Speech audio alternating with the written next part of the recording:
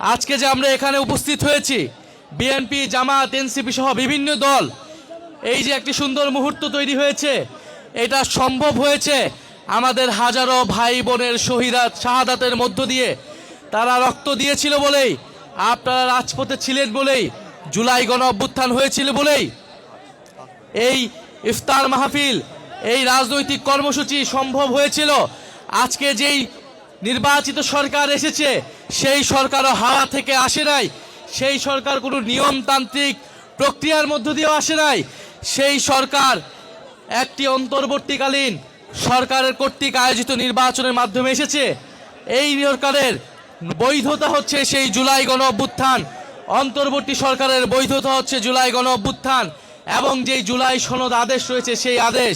এটা যাতে নির্বাচিত সরকার ভুলে না যায়, এটা যাতে আমরা কেউই ভুলে না যাই।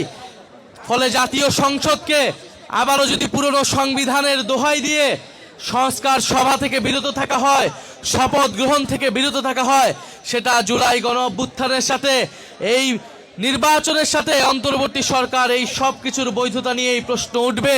জুলাই গণ অভ্যুত্থানের শাহাদাতের সাথে হাজারো মানুষের রক্তের সাথে বেইমানি করা হবে।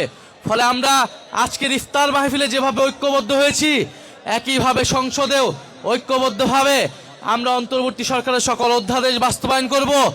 আমরা জুলাই সনদ আদেশ বাস্তবায়ন করে নতুন বাংলাদেশ বিনির্মাণের পথে এগিয়ে যাব।